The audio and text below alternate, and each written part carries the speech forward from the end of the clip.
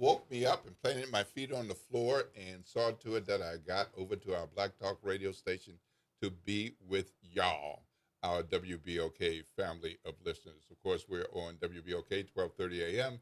We're on Facebook Live and we are on YouTube. So you can watch us wherever you are able by a stream, but just don't do that while driving.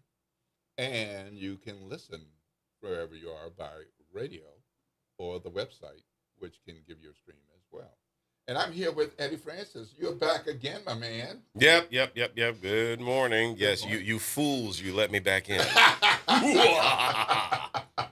was the drive over? Oh, everybody was late, so you know. Okay.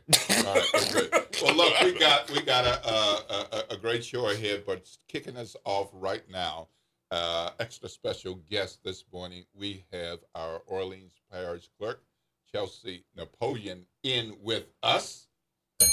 Good morning. I know you didn't have to do this. You've had a little bit of a busy couple of weeks, busy week, busy 24 hours yesterday, and here you are. Thank you. Thank you for coming out to WBOK and being with us on the Good Morning Show. Good morning, and thank you for having me. All right, so let's get down to business. We got an election tomorrow. Yes. But the election actually didn't start like a few days ago.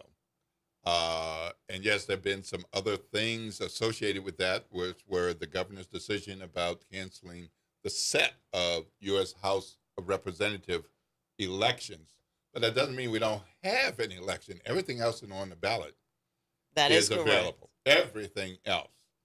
It's just that those in those seats, you can vote, but it won't be counted, at least as of now. So what has happened with early voting in Orleans, and where do we stand with early voting? And then let's talk about mail and prep for Election Day and so forth. So we had over 20,000 people vote during the early voting period. So that was a good turnout. The Secretary of State's office estimated that somewhere between 28 and 30% in terms of the early voting turnout. Well, that's pretty good. Yes. Oh, wow. Well, that's good. So do you have any idea how that compares to other voting periods at all? Did they give any indication? They didn't give any indication as to any trend in regards to that yet. Okay. Now, another part of voting is absentee mail voting. Not everybody is eligible, and despite what some folks might think, it's not just for senior citizens. There are different people who can be eligible, and people can request a ballot but not necessarily turn it in. How are we doing with what was requested and what has been turned in? So there were over 12,000 mail ballots that were requested. And as of day before yesterday at 4:30 p.m., there were over 4,200 mail ballots that had been returned. Is that good? Or how's that feeling at Well, this point? per my understanding of the process, more of the ballots come in closer to Election Day. So there was not any surprise in my conversation with the team providing the numbers that it was at 4,000, over 4,200 at that point in the process. And even if you have requested a mail ballot, it doesn't mean you can't go to the poll and vote. Exactly. It provides you an option. Is that right? That is correct. So you can request a mail ballot, but then still decide to come in. So, for example, this past Saturday, the last day of early voting, I worked with the Secretary of State's office to actually help conduct early voting. It was an opportunity for me to train and understand the process, so I was actually able to do it. And there were several persons that came in that had received mail ballots. So when you pull them up in the Secretary of State system, per the portion that your registrar uses, you can see that the person requested a mail ballot.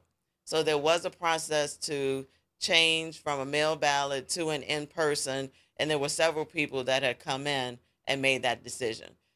Just in having conversations with other people, I've been told that some people just like to see their actual ballot ahead of time.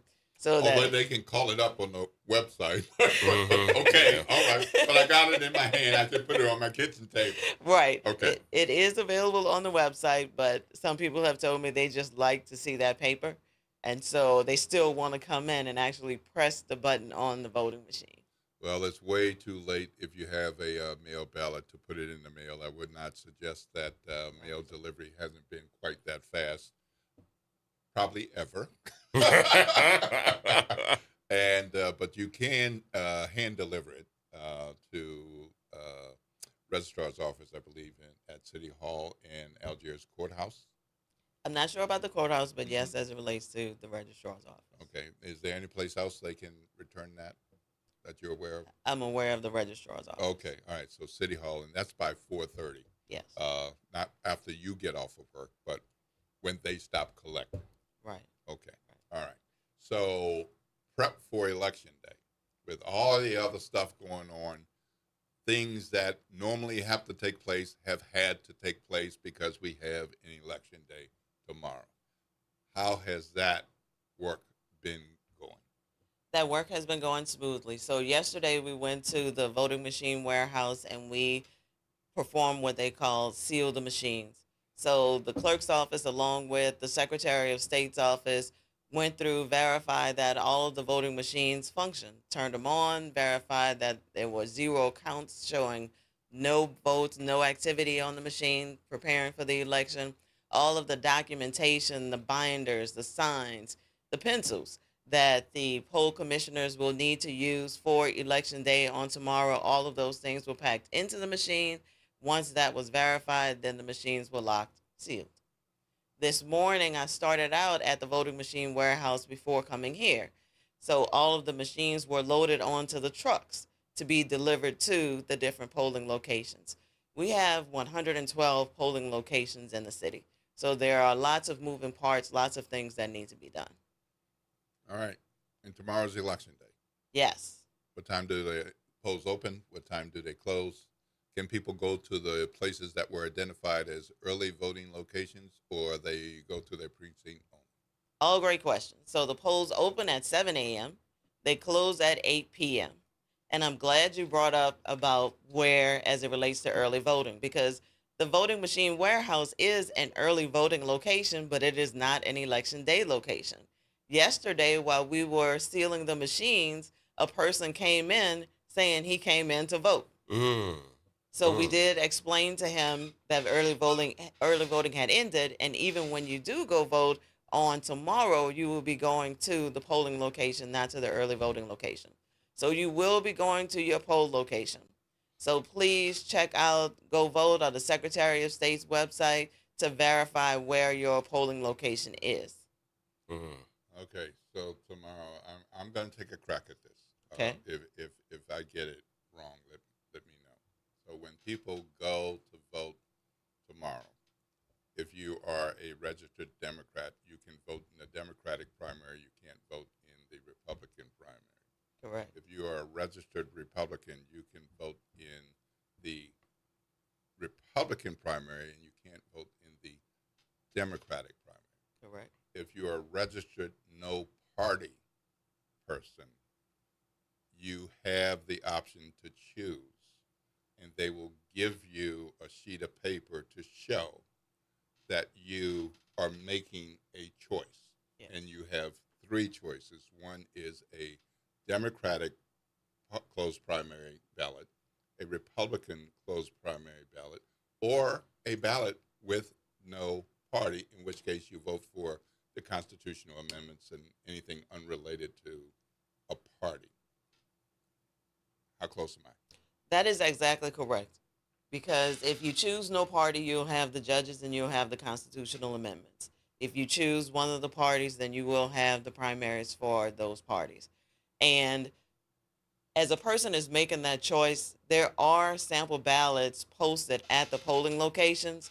So if you are looking for a particular person that you want to be able to vote for and making the decision as to whether or not you want a Democratic ballot or a Republican ballot, if you take a look at the sample ballot first, that will put you in a better position to make the decision once you go to the precinct table to be able to complete the form.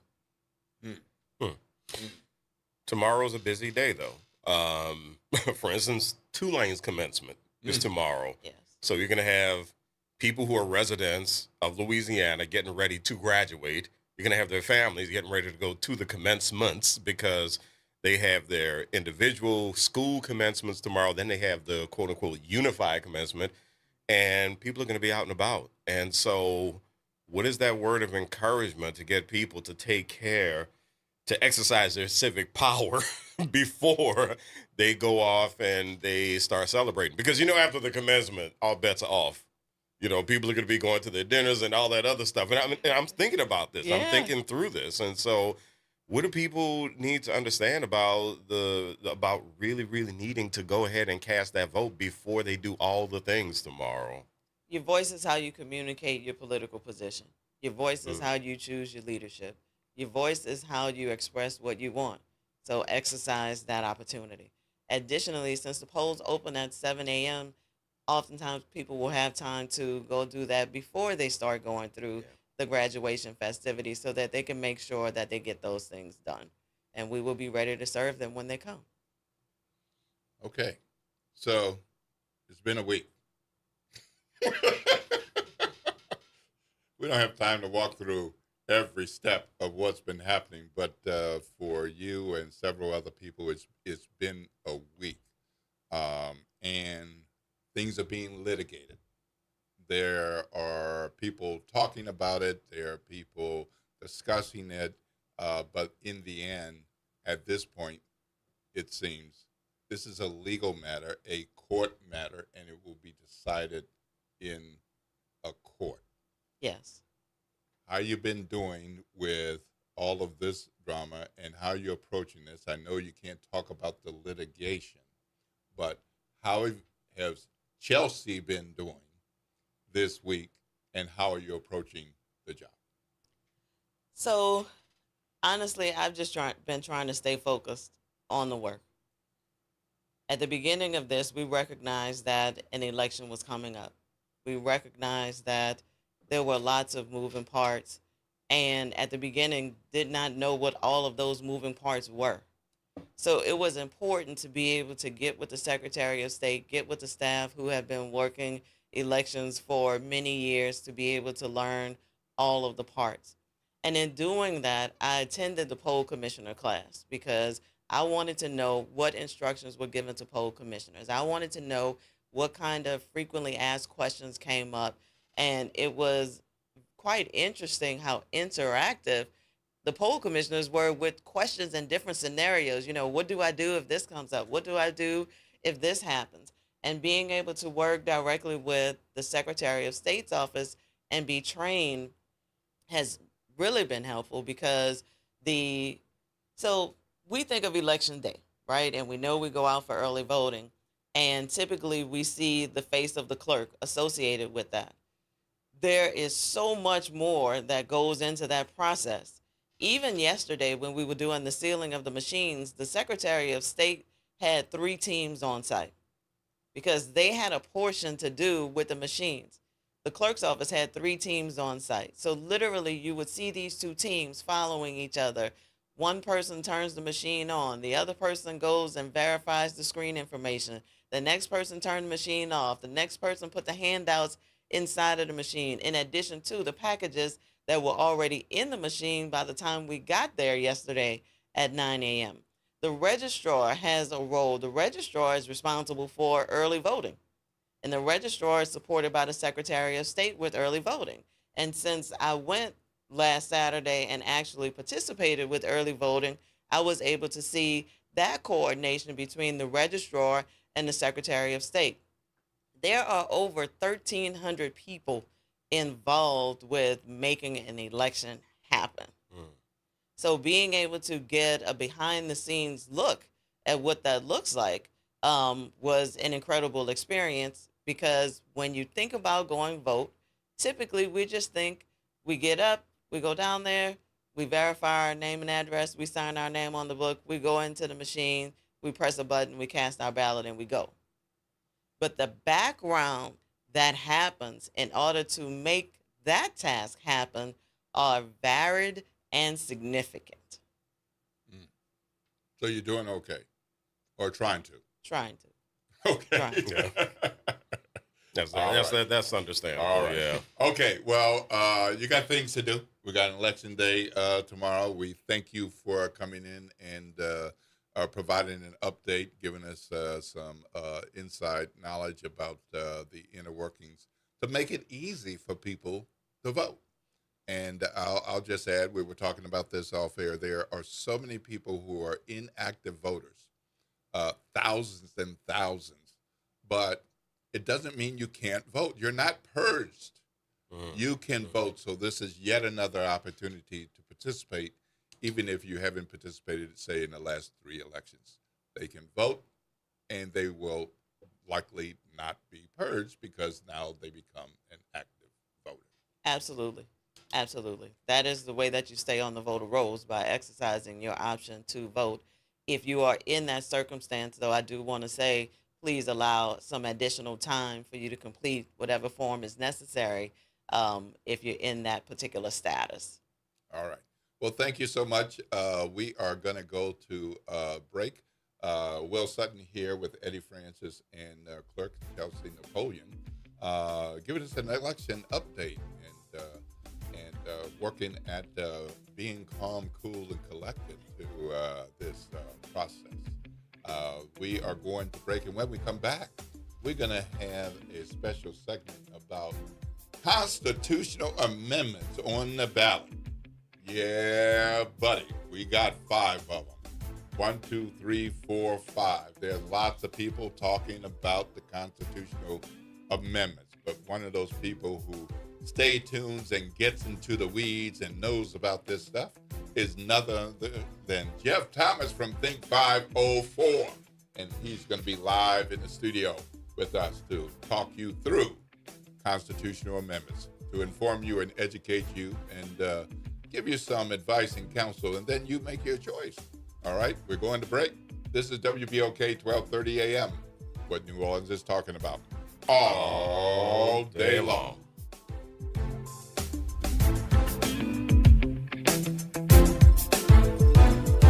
This is your news update for WBOK from WDSU. For all your news and weather, watch WDSU News, New Orleans' leader in live, local, late-breaking news. Today at noon and 4 p.m. Thursday morning, I'm Daryl Forges with WDSU News, and here's your headlines. Happening this morning, the full Senate is expected to take up a final vote on a new congressional map that's caused controversy and tensions in Baton Rouge and across the state. The Senate and Governmental Affairs Committee moved forward with Senate Bill 121 after nearly 10 hours of public comments. That opinion was only one majority black district. The committee struck down Senate Bill 407, which would have kept both majority black districts. Today, the New Orleans City Council will meet to discuss a lawsuit against several city leaders stemming from the controversy surrounding the clerk of court office. It comes as Attorney General Liz Murrow sent letters to Mayor Helena Moreno and other city leaders claiming if they move forward with an interim clerk, they could be removed from office. This after the legislature passed a bill to merge the criminal and civil district clerk. Judge Calvin Johnson was appointed to interim clerk, and a special election to permanently fill the position was called.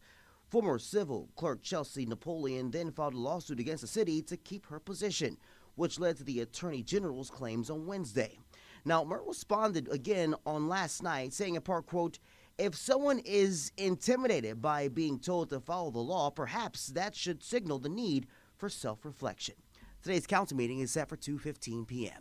I'm Daryl Forges. That's your headlines for WBOK, and have a great day. On Auto Trends with JeffCars.com, here's a snippet of some of what we cover. GPS pioneer Gladys West. We worked long hours computing trajectory orbits and satellite orbits, trying to get the data and everything correct enough. Auto analyst Mark Bland. 14 new vehicle deals that happen in this country out of every 100 that women don't have a fingerprint on. To tune in, check out Auto Trends with JeffCars.com, Saturdays at 4 p.m. on WBOK, what New Orleans is talking about. Ladies and gentlemen, boys and girls, welcome to another open enrollment update. Who do I have on the line today? Hi, you're speaking with Vanessa Scott of BSG of Louisiana. Can you tell us a little bit about what is open enrollment? The open enrollment period is for Medicare members that want to change from one plan to another. Why is open enrollment so important? Because a lot of people missed out on the annual enrollment period, so they need to have a one-on-one review. And if you have questions or concerns about your Medicare plans, what should you do? You just pick up the phone, call 504-621-3687. We even come out to your house. Zero cost to them. Get with BSG of Louisiana for your Medicare review. For church groups, senior communities, or disability organizations, call 504-621-3687. We are an independent insurance agency providing information about Medicare-related insurance plans. We are not connected or endorsed by Medicare or the U.S. government.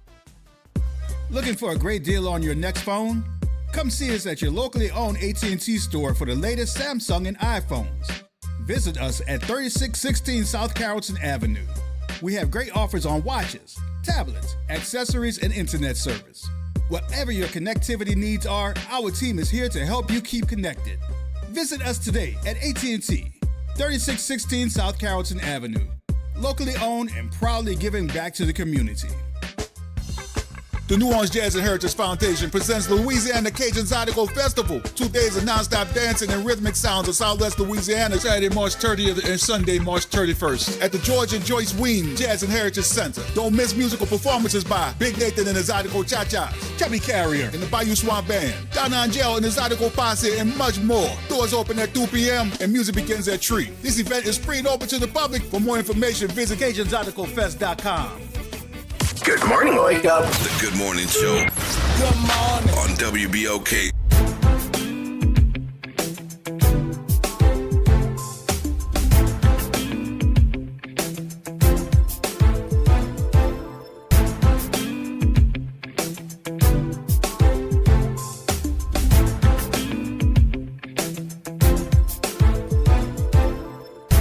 Good morning, good morning, good morning, good morning, New Orleans, and welcome to the Good Morning Show.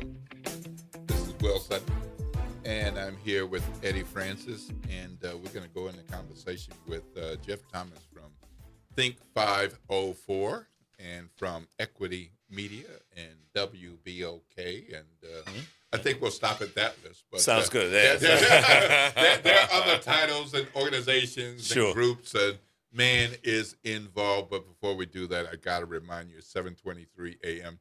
You got somewhere to be at 7:25. You got just a couple of minutes to be on time. So I hope you're pulling into the parking lot or walking up the stairs, whatever you have to do. And please remember, it's a school day. So watch out for the babies and the kiddos on their way to school. It's important that you get where you are going and that they get where they are going. And part of that is up to you. But otherwise, shout out to the bus drivers making that happen, and shout out to the assistant principals on transportation duty as well. Jeff Thomas. Yes, sir, Will Sutton. Thank you for coming back to the Good Morning Show. Thanks for having me. Been a while since you've been on the Good Morning Show. You don't invite me anymore. I get pushed to the side. I understand. I get it. Well, you're a busy man. I mean, Jeff, we really have to be careful about the people we bring in. I get it. It makes sense to me. It makes sense to me. I get it 100%. Yeah, you can't be too controversial. Here I go. Yeah. Well, but we got an election today. We're just talking with the clerk about I heard that. it. I saw it. Yeah. Good to see Chelsea. Yep. And but one of the most important things on the ballot is often one of the most confusing. Mm-hmm. No matter what a constitutional amendment ballot items there are. Sure. 1, 2, 3, 4, 5, or more. Mm-hmm. And often people feel like, I'm going to vote for other things. I'm just not going to vote for this because I don't really understand it. That's right. Or I've been meaning to try to understand it, but I'm out of time. So here we are. I'm just going to skip it. All right. Yeah.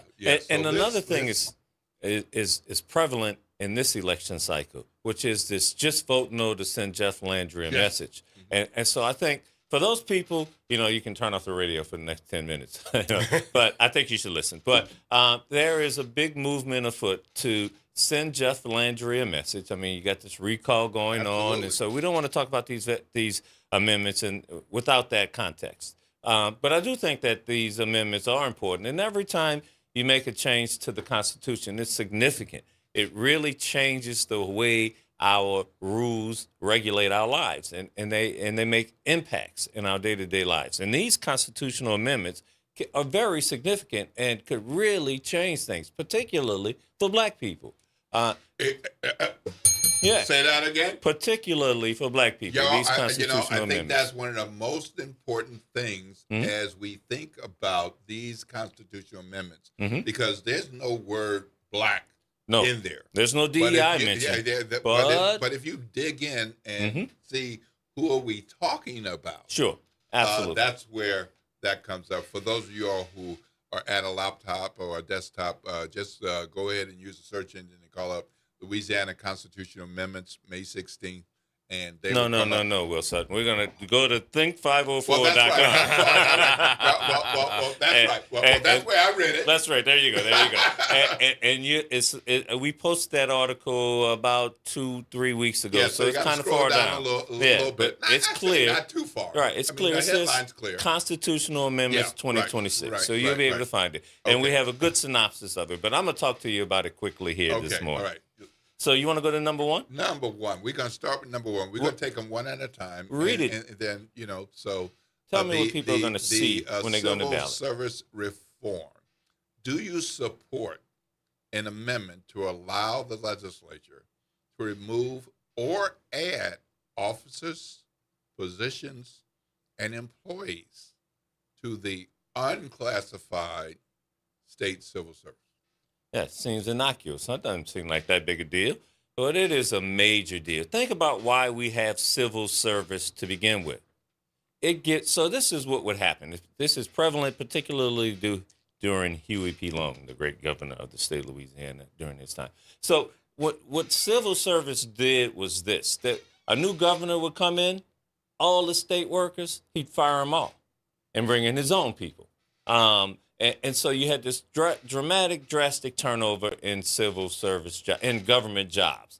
And so it destabilized government, but the new governor got to have his own person, his own people in office. So to prevent that, and so it caused instability, it caused lack of institutional knowledge, it set government back in many ways. And so you know what the legislature at the time said, you know what, this is not good. We need to have some regular jobs that are permanent and aren't just subject to political whim. And so then you got these government jobs. Now, who has a lot of government jobs in the state of Louisiana? You go to Baton Rouge, you go in the state capitol, it is amazing how many Black people you see working in there. And you know what they're working in? Classified jobs. So you know what a classified job means? When your job is classified, they are protections. And so there's minimum standards that go into a classification. So you have to have college degree, whatever their experience, that kind of stuff. But also, you can't just get fired because, you know what, I don't like you today. Because Louisiana I need to put somebody else in there. Oh, I need my friend called me and his son needs a job. His daughter needs a job. So you know what, Joe, Will, you got to go. I'm sorry. Alvin's son is more important than you. So, I don't care that he can't really do the job. I want him in the job. And so if there were no classifications, governors, legislators, anybody could do that. Because Louisiana is a right-to-work state, right? Which means that's kind of silly nomenclature in Louisiana politics. Right-to-work means we can fire you anytime we want for any reason. Yeah, you got the right to work if I say so, is what that means. Right. But so you can get fired at any time, at any job, for any reason, except for in these government jobs. It protects government workers. And so we thought that was important. So what the Civil Service Amendment will do is allow the legislature to move certain jobs from classified to unclassified. And when you're unclassified, you have no protections. You just, Joe Blow calls up, I want my guy in the job. You're fired, my guy's in the job. You're unclassified worker, you get no protection. Now, this doesn't name what's going to happen. It doesn't say which jobs are going to move from classified to unclassified. It just gives the legislature the power to change from classified jobs to unclassified jobs. So if you want the legislature to be able to control to control which jobs are classified and which jobs are not classified, then you vote yes. If you think that's a bad idea, if you think that civil service classification needs to stay in power, the rule of the law, the rule of the land, then you vote no. So that's. So I just want to clarify that you know, I don't expect everybody to do what you and I do and dig into the weeds and that kind of thing and look at the different summaries and all. Sure. But in nothing that I have read is there a list there's no of departments. You have job classification. I mean, there is no list, so it is basically an open blanket. Well, they to can't. say, Well, two reasons they can't do it like that. Right. Well, it could have been they could have had this specific legislation, and it would have been a really long constitutional amendment. What this just does is give them the power later on to say, you know what, I want to have control over this department. I want to have control over that department. I'm going to fire all of the black people or all of the people that I don't like in this department. I'm sorry. It's not all racial because, you know, this is a non-racial state. I mean, you look at the new constitutional, the new congressional map. So it's nothing has to do with race. That's what Jay Morris said, right? Anyway. So yes vote is giving them that authority, and a no vote will say keep it as it is. Keep civil service protections in place. Okay. Yes. Number two, Eddie Francis. The most curious one to me. Okay. Because I'm sure there are a lot of people who look at the amendments and have asked, why does the state need to vote on what's happening in one little piece of area that's happening? Sure. So this is about the St. George school system. This one is fascinating to me, where the state gets to decide, and the question is asked, do you support an amendment to grant the St. George Community School System in East Baton Rouge Parish the same authority granted parishes, including funding and local revenue authority? And to me, the devil is in the details there. So talk about it. Yeah, so let's give some backstory. So what happened is in St. George, in Baton Rouge, largely white, predominantly white community. In New Orleans East, there's this move. They always talk about New Orleans East needs to set its own city up. We need to break apart from the city of New Orleans and set up our own city and that kind of stuff. Well, if you do that, there's a devil in the detail. Well, that's what happened in Baton Rouge. And it's largely a white community that segregated itself from the East Baton Rouge parish. They wanted their own government. They want to have access to their own police department, their own fire department. These are issues that they're dealing with and grappling with now. Also is when you do that, you don't have a school system. The state designates that each parish gets its own school system, each parish, right? And so within these parishes, in Baton Rouge, the East Baton Rouge Parish has its own school system, and it has its own money. And what St. George did is they pulled their schools apart, but they get no funding. They get no money. So now, if they want some money, they have to go to East Baton Rouge, and they said, no, we're not giving you no money. And you can't have our money. This is for the black kids and the white kids who stayed and live in East Baton Rouge Parish. Not you St. George guys. You wanted your own thing, raise your own funds, is what East Baton Rouge said to them. And so St. George went to the state and said, hey, man, we need some money. We got the school system here. So that's why you have this amendment on the ballot. So if you want to fund the breakaway school system in St. George, then what you do is you vote yes, and you give them, they get to have their own school district, they get to have their own funding sources, and it's going to pull away about $107 million from East Baton Rouge. And, their claim is that the East Baton Rouge school district is terrible. They've got a bunch of F schools, and they aren't producing anything. And what we're going to do is we're going to educate. We're going to be better because we know smarter and know how to run school districts, and we're going to run it better. So if that's their argument, and we need $107 million for our kids in our little St. George segregated community, and if you think that's a good idea, you vote yes, and you give them the $107 million. You take it from the black kids, and I'm going to put it to you frankly. East Baton Rouge is a lot like New Orleans in terms of population demographics. It's a majority black parish, and particularly since St. Charles has been carved out, St. George has been carved out. it is even more black. And so what you're doing is you're taking funding from black kids and putting it in the white kids who chose to do this, by the way. It's not like they're victims here and East Baton Rouge said, we're not giving y'all no money. They chose to do this. I was about to bring this up because my thing is, so St. George, why didn't y'all just pull yourselves up by the bootstraps and become better citizens of East Baton Rouge Parish? Why couldn't you do that? They could have. You know, and not to mention things like they're going to need their own water systems and all that other stuff. And they're going to come back to the state for that. Exactly right. So this is the first bite at the apple for them in carving out funding for their little segregated city. That's what you're seeing. Right. And you know, I haven't seen any data on this, but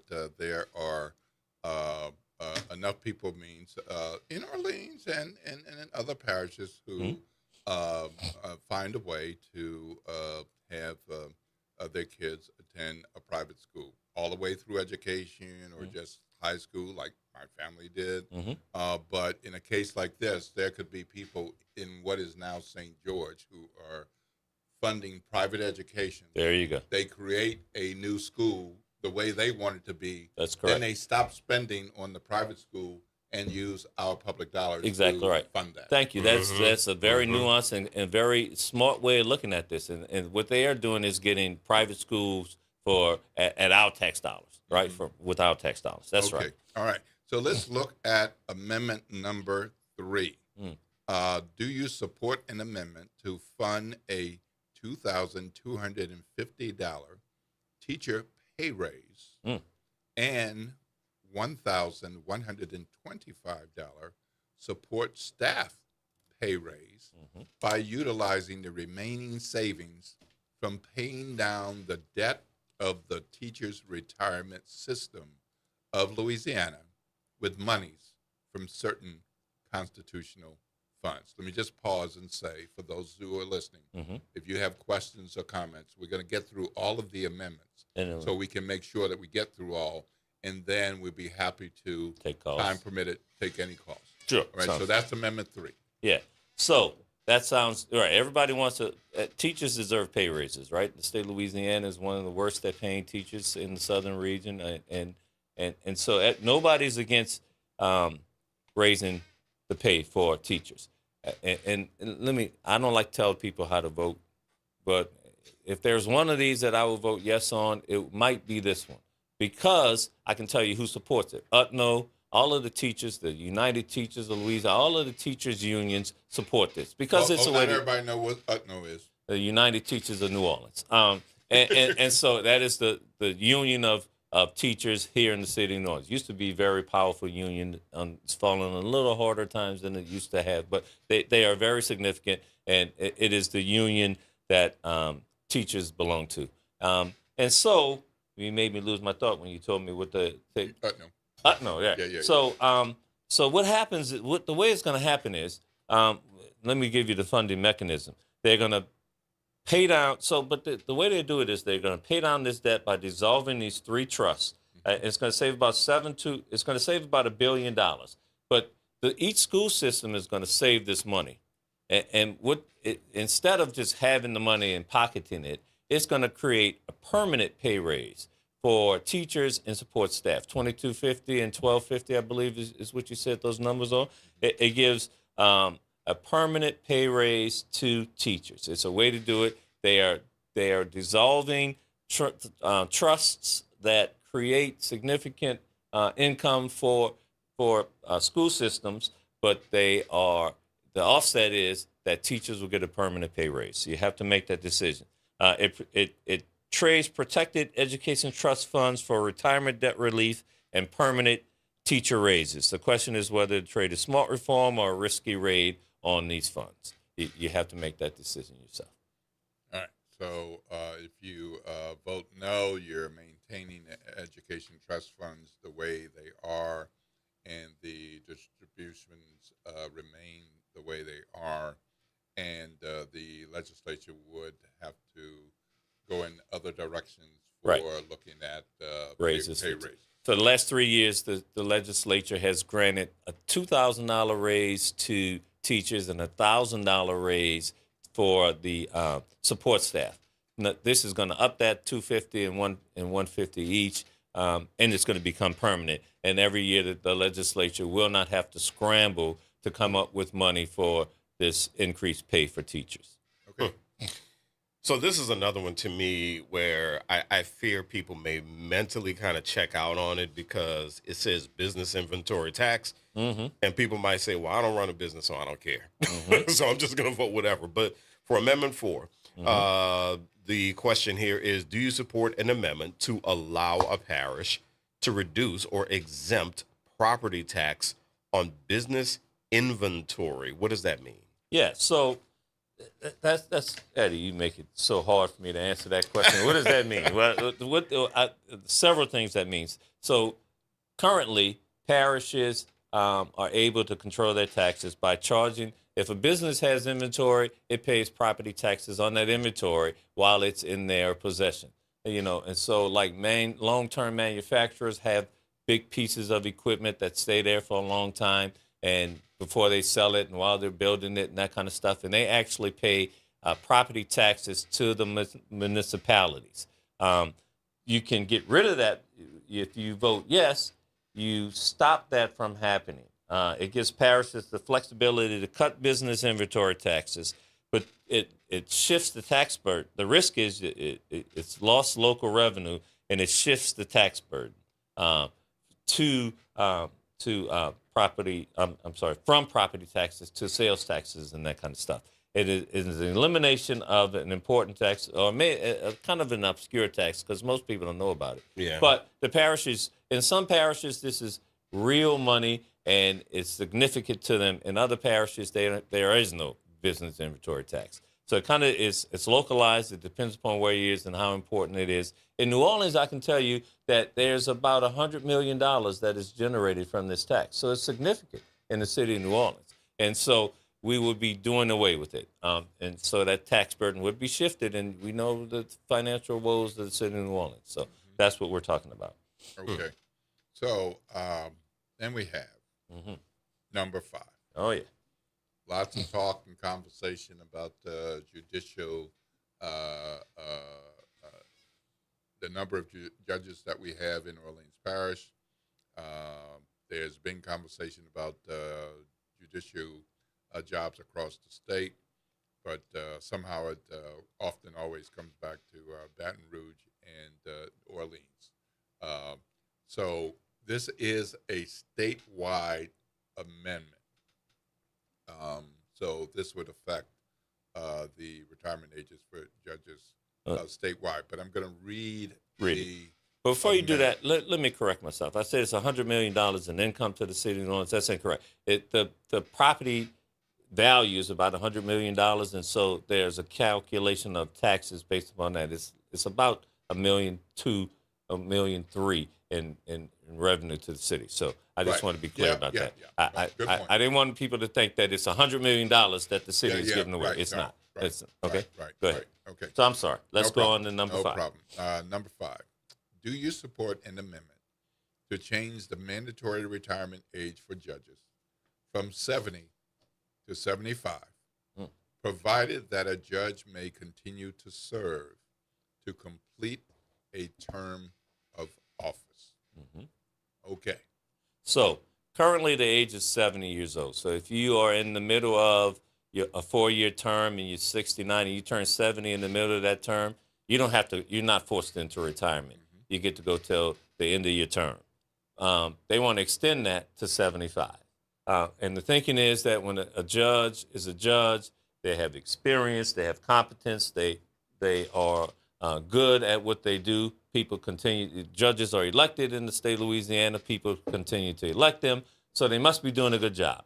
And so because they're doing a good job, we should extend their ability to do the work. And, people live longer now and are able and more capable and are able to do the work at 75. And so, the argument for it is that's the argument for it. The argument against it is new young blood needs to come into the laws have changed and that new young blood, more active, more a sharper, younger mind might be able to see things differently and have an opportunity. It creates opportunity for young judges is also the argument. So if you're thinking of it, You can think of this old judge in his chambers where he's got his cigarette smoke, and come on now. yeah, I'm just saying, yeah, judges can smoke in their chambers, and so if they smoke, I mean, I'm just saying, I'm just painting a picture, and that judge is in his chambers at 70 years old. If he turns 70 before the next election, he cannot run again. If he turns 70 after the election, he can continue his term. But 70 or 75 is the new cutoff, and you have to determine whether you think it's important to have judges at 75 be able to continue, and that would mean if they got a 4-year term, they would be going until 79 years old, right? And so that's what you're deciding. And is that important? You tell me. Do you think it's important to have new young judges or younger judges, or you think experience in the job is important? So that's kind of how you make that decision. So the way I have come to think about this in recent days, and this is only in recent days, is that incumbent judges can't really say whether they support or oppose this. That's right. But my sense is that the incumbent judges, by large, support this. Of course. They are incumbents. Sure. They have the seniority. They want to continue what they see as their good work and all. So if there were to be such a poll, the people who couldn't be polled are the attorneys who want to become judges. Thank you for saying that, because the power of incumbency in judgeships is incredible. Because what happens is this, and I think this is the point you're getting at, and I don't mean to cut you off, but it's something I also wanted to mention, and you made me think about it, which is that if you're a judge and you're running for re-election, if you look at their re-election campaigns, every attorney is supporting the judge, because you don't want to be the one attorney who went against the judge and you got to go in front of that judge and argue your case. He or she is not going to be favorable to your cause, generally speaking. So, usually judges have strong incumbency. They have stronger. Most judges retire. Most judges don't get. A judge rarely gets defeated unless they've done something egregious. Whatever. What's the Edwin Edwards quote about how he could get caught with a baby or something? Whatever it is, they got to do something terrible, right. And then they get kicked out of office typically. But so so there's this time difference between an isolated event for a judge, and then it might happen in year one of their term, and then 3 years later they've had a stellar performance, and so people re-elect them. Judges tend to get re-elected, and I think you're right. Judicial canon prevents judges from coming out and making any kind of political statement of any sort, and so they can't come out and campaign for or against this. But I think you're 100% right. Judges want to continue to serve and want to continue to be on the bench. It's a powerful position. It's great work if you're a lawyer, which is why, but you don't make as much money either, but you got a permanent income and a check and retirement. There are all kinds of perks and benefits to being a judge. So let's touch on that. I might be off a little bit, but the concept I think is on. If you serve long enough as a judge and retire, and I think it's about 20 years, you can forever, as long as you live, get 80%. That's correct. Of your judicial salary. The drop. Yeah, that's right. 80%. Then if you go a few more years and then you retire, you get 100%. Sure. And you're not working as a judge, but you get 100%. Of your salary and benefits. So right. It is an incredible perk of being a judge. And so, which is why people want to become judges. One of the reasons people often want to serve. And listen, I was just in court yesterday, as a matter of fact, over some family stuff, but property dispute. But the judge was fair, and I thought she did a great job, and it turned out good for me. Yeah. But judges have tough work to do because they have to make difficult decisions. It's often a controversial, emotional time for people in court.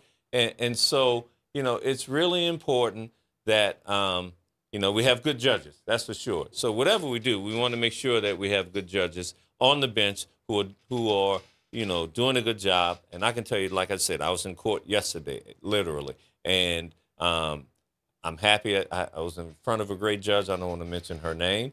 I don't think it's fair to her, but I think she did a great job.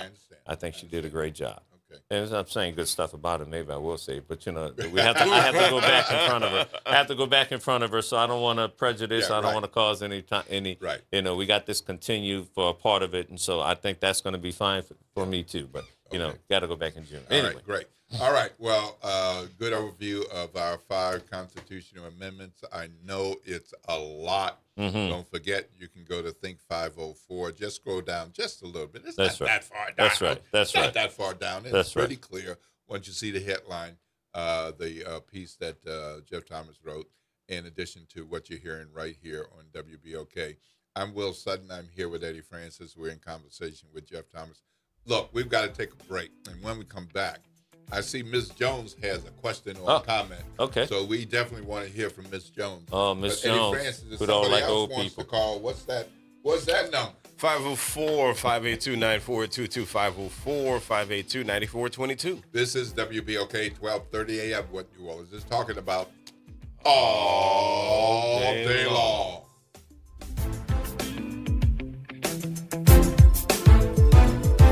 This is your news update for WBOK from WDSU. For all your news and weather, watch WDSU News, New Orleans' leader in live, local, late-breaking news. Today at noon and 4 p.m. Happy Friday, everybody. We're expecting a seasonal day ahead for us and lots of sunshine, slightly lower humidity today as well. Highs reach 84 to 88 degrees, so that is right around average for this time of the year. As we are getting into tonight, expect lows to fall to the 50s and the 60s, near 70 for some spots.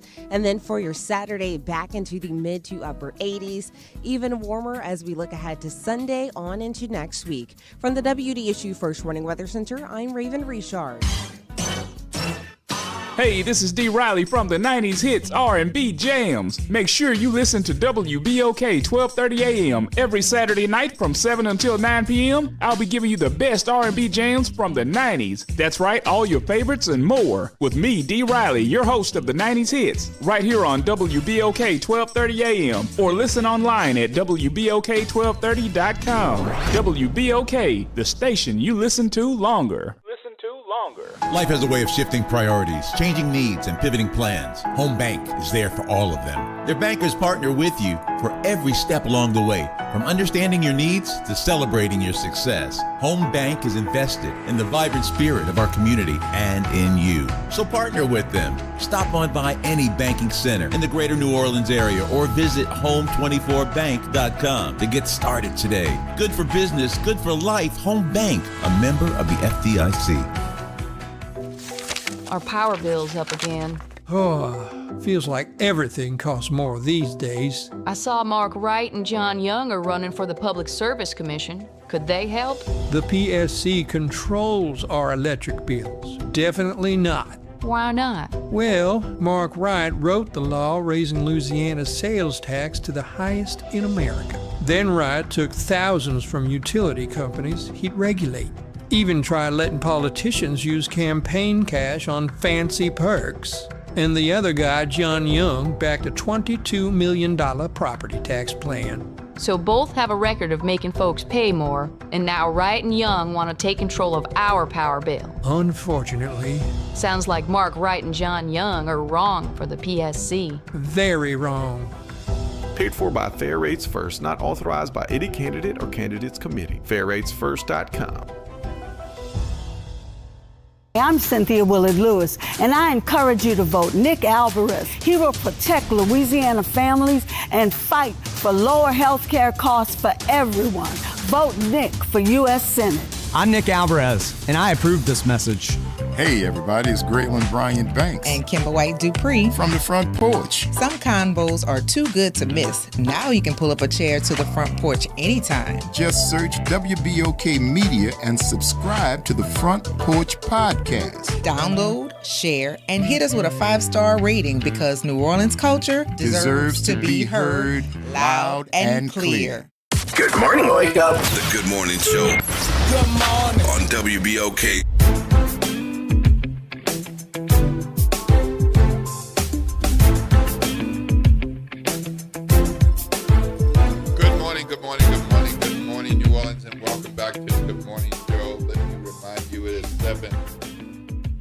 5 a.m., and it is a school zone speed limit day.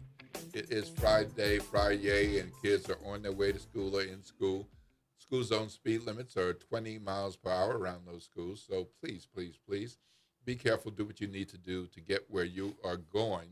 But watch out for our babies and the kiddos, even the ones who got hair on their face and hair under their arms, and they think they're grown up, but they're just looking at their phone, not watching anything. Walking in the street. So watch out for them.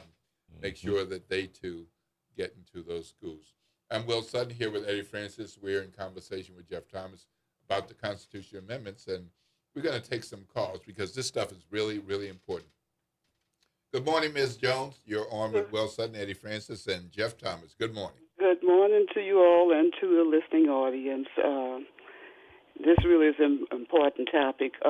Pertaining to Amendment number 3, are those teachers now part of the retirement system, Louisiana Teachers Retirement System?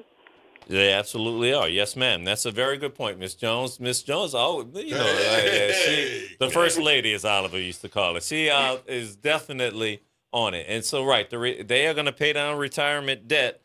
So, yes is the answer to your question. What else do you want to know, Miss Jones? Okay. I'm sure you got more.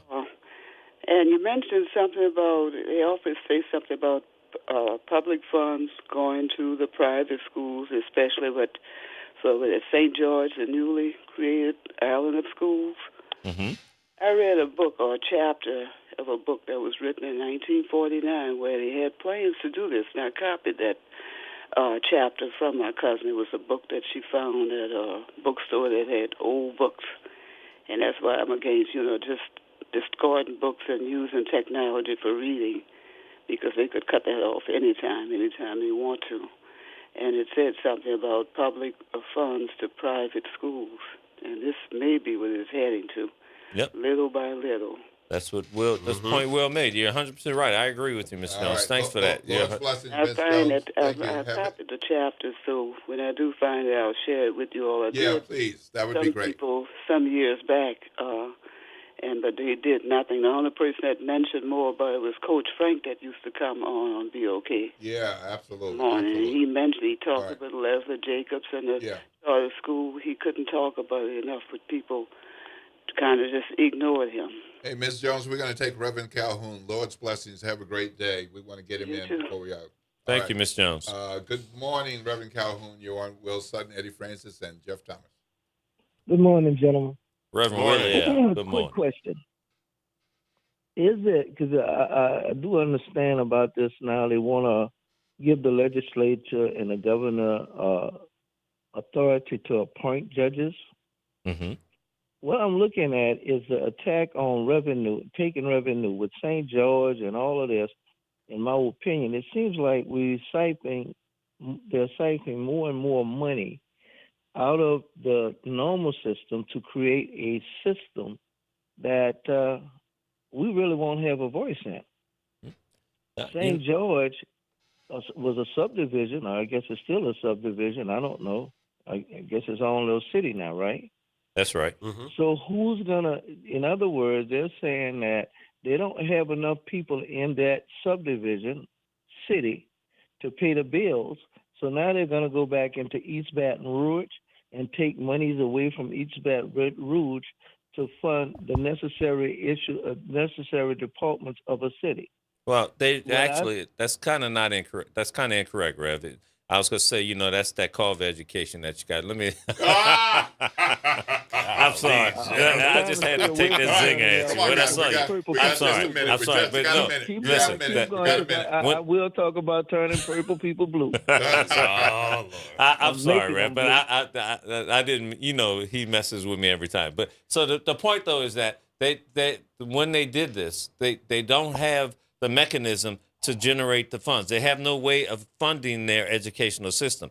They pulled away. It was short-sighted. They didn't realize, we're going to have schools, but we have no way of getting the money. So this is their attempt to get money. They are trying to extract money from the East Baton Rouge Parish school system into their school system. So, but you're right. You're keenly right on, this is a way to change the way money is being gathered and spend it in different ways, and the people have less control over it. That's that Carver education coming through loud and clear. That is keenly correct. Thank you, Rev.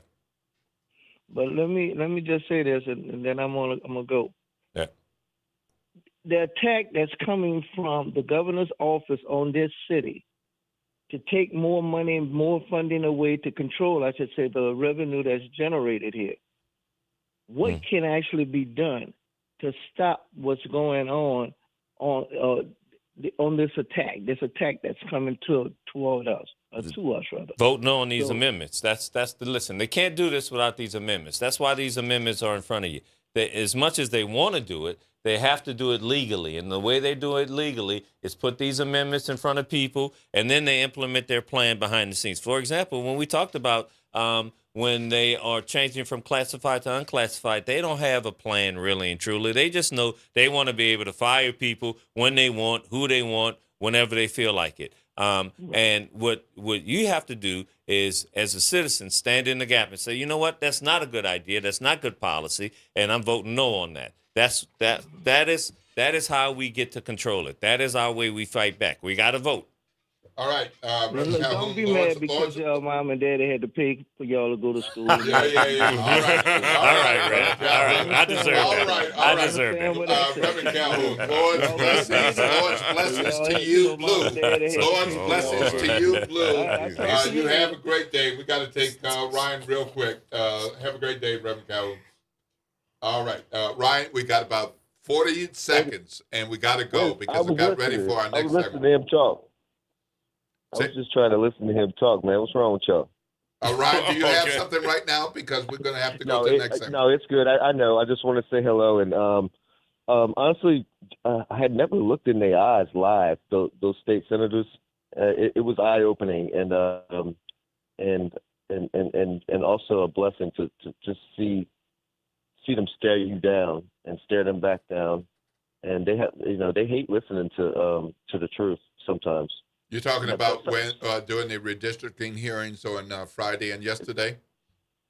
Yes, sir. Yes, sir. Yeah. The video says a lot. It does. The video says a lot. You can turn off the audio. Yeah. And look at the video. You are absolutely right. Thank you, Ryan. Look at their faces and look at their eyes. They're supposed to be listening and processing. Just look at those faces. Look at those eyes. You're right. Thank you. So the fact that we only have one black district is problematic in my mind, given the fact that we have a 33% black population in the state, and if you break it down, we should have two. And the second congressional district followed the previous rules. Listen, I mean, this new Supreme Court is for gerrymandering. This new Supreme Court said that gerrymandering is the way of the land, and that's what we have to do. I know we got to get going, but thank you, Ryan, for your keen insight and great call. Thank you. All right. Lord's blessings, Ryan. Have a great day. All right, folks, that's going to wrap it up. That's all the time we got with Jeff Thomas today. You're going to have to come back. You never invite me, Will. So Eddie called me one time. Whenever, I'm kidding, but whenever you want me, just give me a call. I'm phone call away. Well, you we're know definitely going to do some post-election stuff. Sounds great. Sounds great. All right, guys. You have a great morning. To Will Sutton, Eddie Francis, and we're wrapping up with Jeff Thomas. We're going to take our break, and when we do come back, we're going to talk with our friend Kelly Schultz from New Orleans and Company and talk about the incredible stuff that has been happening and is going to be happening in the city of New Orleans. This is WBOK. What's that talk line number if somebody wants to call a little bit later? 504-582-9422, 504-582-9422. You actually had to look at that sign to remember that. You know what? You say that 20 times. No invitations for you, sir. How about that? That's why I don't get invited. I get it. That's why I don't get invited. All right, well, let's remind the people. This is WBOK, 12:30 a.m. What New Orleans is talking about. All day long. Have a great day, guys. All right, you too, Jeff. WBOK New Orleans, home of the Good Morning Show, 7 to 9 a.m. weekdays. I'm Esther Dillard with BIN News Now. Federal authorities are planning a summer crackdown on youth crime in the nation's capital. U.S. Attorney Jean Pirro is expected to announce additional enforcement resources for the D.C. Safe and Beautiful Task Force. This after the D.C. Council declined to extend Mayor Bowser's emergency youth curfew zones. Last month, the mayor addressed that decision directly. Chairman moved for postponement, and all of the council members agreed. Meanwhile, food pantries are feeling the strain of rising prices. A Waterbury, Connecticut pantry says families coming through their doors have nearly tripled, driven by inflation and cuts to food stamp eligibility. And finally, the Cleveland Cavaliers are one win away from their first Eastern Conference Finals appearance in 6 years. Get BIN News Now on demand 24/7 on the iHeartRadio app. Good morning, wake up. The Good Morning Show. Good morning. On WBOK.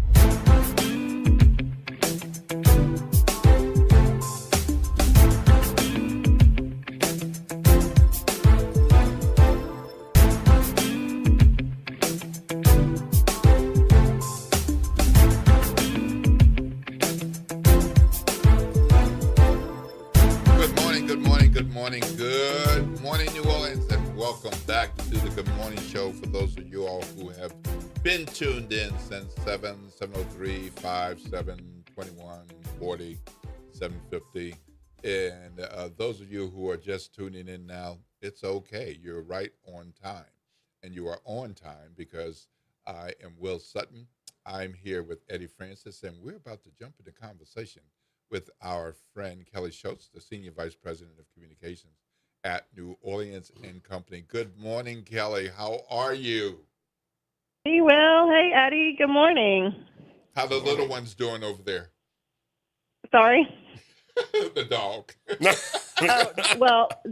They're quiet for now, but once they hear me talk to Eddie after a few minutes, I'm sure they'll back. Oh, boy. Well, thank you for joining us once again, and thank you for inviting us to the hospitality and tourism lunch. That was such a good time, and, New Orleans Company doing what you all do. Yes, there were some important moments with the mayor speaking and Walt speaking and the awards, but what a show! Well, thank you, Will, and I'm glad I got to meet your wife, Cheryl, and Eddie. It was so nice to finally meet you in person after all this time. We appreciated y'all being there. What a show. I mean, our team did a great job, and one of the things that Walt pointed out was that there were national travel and tourism events happening all over the country last week, but nobody had Mardi Gras Indians, nobody had brass bands, nobody had the stuff that we had, and that is what is the reason why so many people are drawn to New Orleans every year. Yep. And it was a cap of a week of activities and events that you all did that was mentioned previously when you were on, but you could touch on that a bit so that people know that there was this wonderful culmination of the week, but there were some other things that you did to show appreciation and take note of that special week. Yeah, well, every year, the first part of May, we celebrate National Travel and Tourism Week. It is obviously a national celebration. Many cities do their own activations, but the point is really the same, which is to, number one, celebrate and thank the people who are in this industry and people at every level, whether you are a mixologist or a security professional or an accountant or a general manager, or you own a small business like a florist or an audiovisual company. There are so many opportunities and jobs and livelihoods in this industry, and it was an opportunity to thank all of those individuals. For example, our team was out at the airport on Monday for National Travel and Tourism Week, providing lunches and gifts to our transportation partners. So people that drive taxis and Ubers and Lyfts, who are the first impression of our city in many cases. And it was a small token, but it was just something to say to them in person and look them in the eye and shake them in the hand and say, thank you. We appreciate what you do for us and for our visitors. And we also got to recognize and thank the TSA agents at the airport. They are essential to our security. And it was nice to be able to, providing a lunch is not a big deal, but it was just a way to say thank you. We did random acts of kindness throughout the week across the city, just going out to all of our member businesses, and then it culminated with the lunch on Friday, where I'm so glad you all were there. Wonderful. Well, I want to talk about some big news. The CVB Large Market Destination Partner of the Year Award.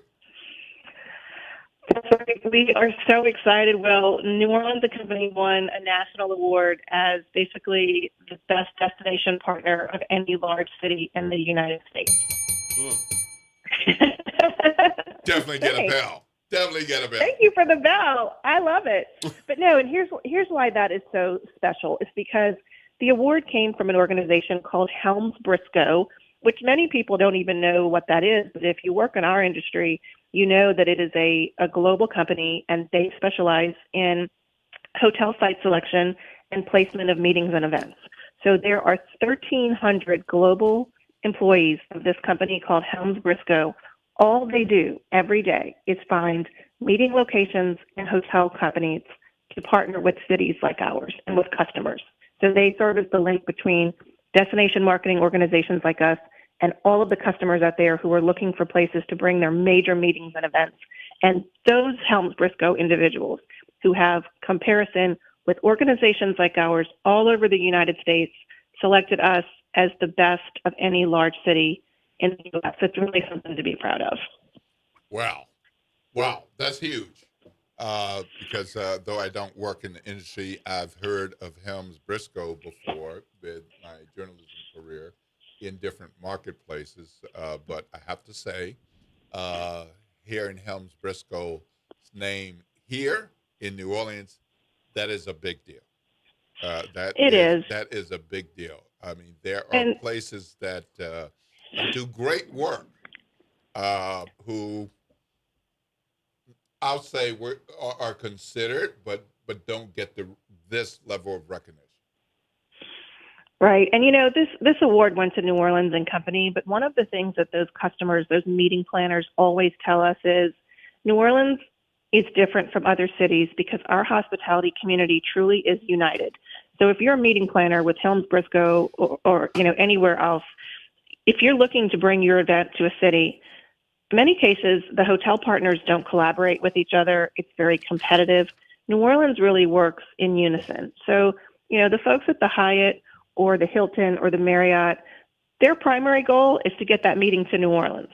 Of course, they want that meeting to be in their hotel, but there is much more of a spirit of collaboration, partnership, the hotels and the convention center and us at New Orleans & Company and everyone working together and saying, what can we do to get your meeting to our city? And then we're going to figure out where you're going to stay and what you're going to eat and see and do.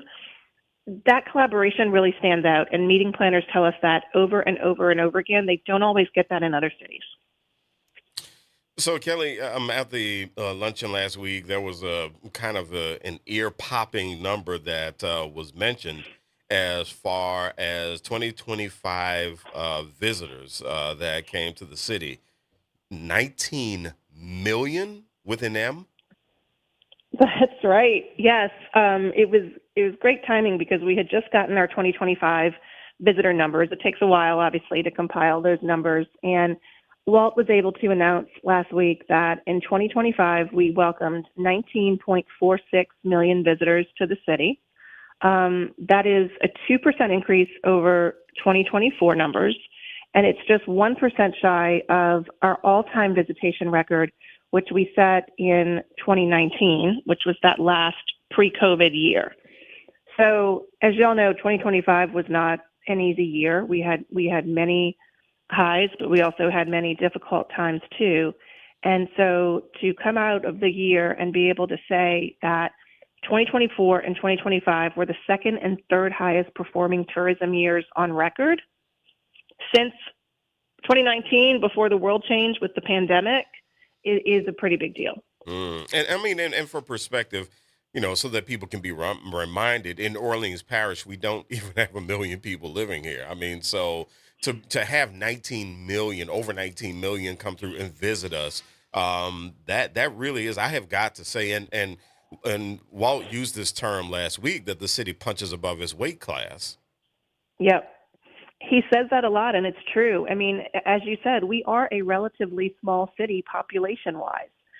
We're not small in culture, but we're small from a population standpoint, and so we do punch above our weight. And we, think that without those millions of visitors who choose to visit us each year, we maybe couldn't sustain as many world-class restaurants or museums or festivals or attractions or cultural experiences that we do. So those visitors are important to us. When visitors come in and spend money, that is supporting tax revenues for the city, and these are taxes that are from outsiders, from visitors who do not live here.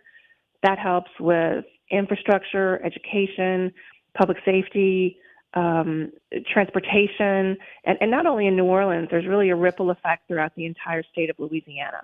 Mm-hmm. Well, you know what that means, Kelly? We're big and hot. We're just big and hot. We are, and that's what people remember about what they and I think the lieutenant governor said this last week too. When people leave here, what they remember are the people. Yeah. And so these visitor numbers, I think, is a credit to every culture bearer, every person who makes their living in hospitality, and every resident, who just takes the time to see. If you notice a visitor, tell them hi, tell them thank you, answer their question. Maybe, they may be confused about what we're doing. Like, people say to me, like, why do you have children in ladders at Mardi Gras parade? Right. Stuff, or like, we don't do how that. Right. Like, stuff to us that's like totally normal. And they're like, what in the heck? They appreciate our locals, explaining our culture to them and trying to, to get them involved or like, why? Oh my God! Like, what are you doing with those crawfish? Like, so I mean, it's the people are what make this city, I think, and so these visitor numbers are a testament to that. And there are a lot of great places where people can visit, but nowhere is like New Orleans, and nowhere has the people that we have here. Well, I'm going to give you a quick little anecdote, and then I want to talk about what you're doing next week. I can't help it. I love this place. I love this place. So I was someplace else in the nation for a meeting and talking about some journalism-connected conferences that will be coming up in the next few months. And it's like, well, why is that? I was like, you don't understand. People love New Orleans, and here's why. And I just start going down my list, and they're like, do you work for the marketing? And I was like, no, but people here love it. We have our problems, but we love it. And I won't say much more than this, but that conversation led that person to say, I'm going to make a call about connecting with something in New Orleans. And That's so awesome. I'll send you a check later. Yeah, right. So we'll see. We'll see where that might go. But I mean, but no, that's genuine. Like, what you said to them was genuine from your heart, and they felt that. There was no they can list. tell if There was it's no not PowerPoint. genuine. I mean, it wasn't a presentation. It was a conversation, and it was so good to hear say, "I'm following up on this." It was like, wow, okay, wonderful. Thank you for that. But that where is are you awesome. going to be next week? What are you going to be doing? Oh, next. So, okay, I'm sorry. I'm still laughing about your story. Okay. Yeah, right. I'll tell you more about it later. All right. Okay. So next week, several of us from New Orleans and Company are going to be going to an event in Fort Lauderdale, Florida called IPW. IPW is an event of the U.S. Travel Association, which, as you know, we're very involved in. And this is a conference that is solely focused on international inbound travel to the United States. So there we will be joining about 5,000 people who are from all of the U.S. destinations, international travel agents, travel buyers, tour operators, as well as international journalists. They are coming to Fort Lauderdale to be able to find packages and reasons for their customers to visit New Orleans from all over the world. We do this event every year. It rotates different cities around the country. the special thing about next week is we are going to be there to promote New Orleans as the host city for IPW in 2027. Another big. So another big thing. You're going to hear us. We're going to be talking about this a lot over the next year. So May 2nd through 6th, 2027, IPW will be in New Orleans. So it is literally welcoming the world to our city. And when they come here, they are going to see firsthand how well we execute events, how amazing our culture is.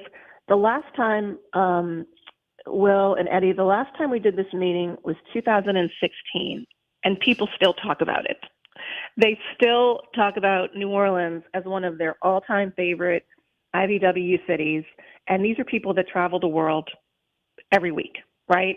So the team at New Orleans and Company, Kim Priez, who's been our head of tourism sales for many decades, we're already working on this. And next week, we're going to have a press conference, and we will have the lieutenant governor there. Mayor Moreno couldn't be there, but she did a really nice video. And it's just a chance for us to say to the international media and the international travel community, it's nice to see you in Fort Lauderdale, but we really can't wait to see you next year in New Orleans. Mm-hmm. Well, I'm sure there are lots of folks already booking and planning to be there, and maybe with a larger group than they normally travel with. Why? I hope so. Because yeah, there's been a lot of excitement. Yeah, yep. So there's also going to be the America 250 that's been building up over the course of the last several months, and America 250 and Sail 250. Tell us about that. Well, that is, yes, it's coming up very soon, and another massive project that's taken many, many people and a lot of effort. But New Orleans is fortunate to be the first city to welcome an event as part of America's 250th birthday. So it's called Sail 250, and it happens in New Orleans along the riverfront, May 27 through June 1. And it's really a celebration of the port of New Orleans, of what our city means culturally and economically to the country. But what people are going to see is an international fleet of tall ships and naval vessels who will be coming to the Mississippi River. You're going to have the U.S. Coast Guard Eagle, ships from around the world. Visitors can actually tour these ships. So the tours are free. Really, it's something, if you haven't seen it, it's a really cool experience. The riverfront will also have a series of events with fireworks and food and entertainment across those 6 days. And it's really, from here, those tall ships will move on to other parts of the United States. I believe they're going to Boston and New York and Philadelphia, and we'll do a series of events culminating on July 4th for our America 250. Wow. Well, that sounds like a huge thing, and having lived in Philadelphia for a stretch, that whole ship thing is like a really, really magnificent and big thing. It is. We're honored to be the first city for this, and Mark Romig and the team at the port and so many others, or Mary Beth on my team, we have just spent a lot of time on this, and we're looking forward to welcoming everyone. So tell us about New York Times food critic Brett Anderson. We have won many awards and honors this year, which we really appreciate. But Brett Anderson, our friend from the New York Times, he's a food critic. He updated his list of best restaurants in New Orleans for 2026, and he added Emeril's and St. Clair. So very nice. Another bell ring. Two good I ones. love it. Two good ones. They deserve it. This is part of the New York Times 25 Best Restaurant series. They had also received recognition last year. Other New Orleans restaurants that have made this list are Commander's Palace, Dakar Nola, Compère Le Pen, Cochon, Pêche, Saba, Saint Germain, and Brightson's. So this type of national recognition, we love it. I had some guests in town from New York who went to Emerald's and had a meal there with EJ, and they said it was one of the best dining experiences of their life. Oh wow! Oh Yeah, my! and these are very seasoned, global travelers, and so. We've also got some restaurants that are up for James Beard Awards, which will be announced next week. We have Jewel de South and Cure just took home some awards at North America's 50 Best Bars. I could talk to y'all all day about awards and honors that we're receiving as a city. And what all of our members are doing to really get national and international recognition. Well, it's wonderful to hear about those things. The hits just keep coming. Talk about Keith Lee's Family Day. Yeah, Keith Lee is a Eddie, here's the dog. Hey, right on cue. Hey, I'm Pooch, so how's sorry. it going? The dog was asking for me. That's what was going on. Yeah, I know. I'm telling you. Oh my God, y'all are never going to want me on the show again. Okay. Keith Lee is a viral food critic, and he's bringing an event to New Orleans tomorrow, actually, May 16th, at the UNO Lakefront Festival grounds over on Franklin Avenue. And it is a new event that's all about food, music, entertainment, family-friendly experiences. But really, it's designed to spotlight overlooked restaurants and support local small businesses through a curated food village. So it's something that we're really looking forward to. It's been very popular. I think tickets are still available, but it has been a very popular thing. We've received lots of questions and interest in this. There are, in addition to the food, there's more than 10 live musical performances from Kirk Franklin, Manny Fresh, Andra Day, and others. There is an NAACP Image Award winner called Kev on Stage Fredericks, who's going to be there. He's actually going to host the festival, and so there'll be lots of humor as well. And so again, it's all tomorrow at the Lakefront Festival grounds. Well, let me just say to our WBOK family of listeners, if you don't know the name Keith Lee, ask some of your younger family members. Yeah. Because the brother is all over social media. And when Keith Lee says something, people want to know what he said, what he ate, what he thought. And so he's coming to New Orleans and doing something that's a big deal. And Kevin on Stage is a big deal, too. Well, that's true. He is a very big deal. So that's cool. Yep. Yeah, I mean, and, Keith Lee, as you said, he is huge. I don't even know how many millions of Instagram followers he has. He is, as you said, when he says something, people listen. And so we're really glad to have him doing this in New Orleans. Well, it's a big deal to have people like that choose New Orleans, because Keith Lee does not have to do it in any place. He is big enough to say, I'll do it here and I won't do it there. And so we're very thankful that, he does that. But I mean, we're talking about a guy who on just one social media platform has like 17 million followers, and that's just on one. Just on Instagram, he has 3 million followers. Yeah, right. And he's got other platforms too. Yeah. So I mean, he's all over TikTok, and I'm sure some of the folks listening. 17. Actually, I just looked it up. 17 million followers.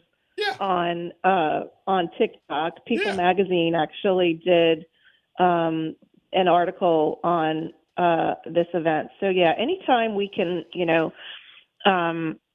work with influencers like Keith, that is actually something that we do a lot, not just with food, but with all different types of influencers, those who focus on solo travel or family travel or multi-generational travel.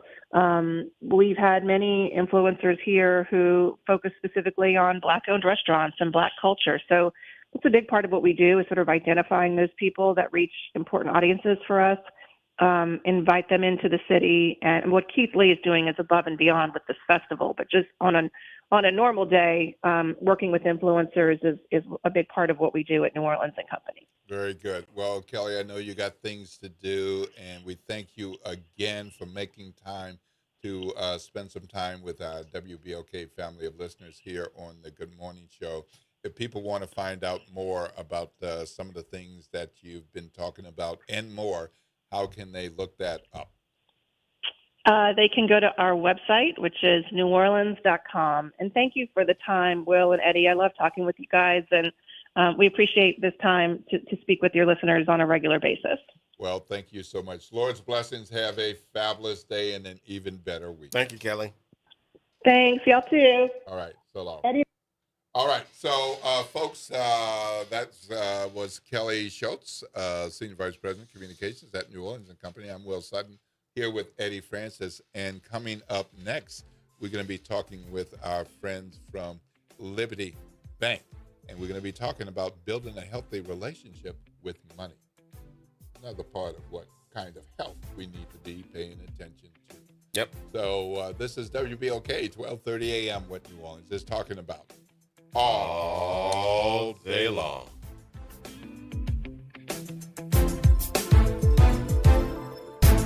Hoops, Heat, The Truth, On Demand. Ball Don't Lie is now live on all podcast platforms.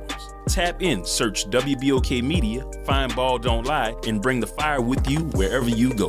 Download, share, and leave that 5-star review, because the game doesn't stop when the show ends. This is your news update for WBOK from WDSU. For all your news and weather, watch WDSU News, New Orleans' leader in live, local, late-breaking news. Today at noon and 4 p.m. Happy Friday, everybody. We're expecting a seasonal day ahead for us and lots of sunshine, slightly lower humidity today as well.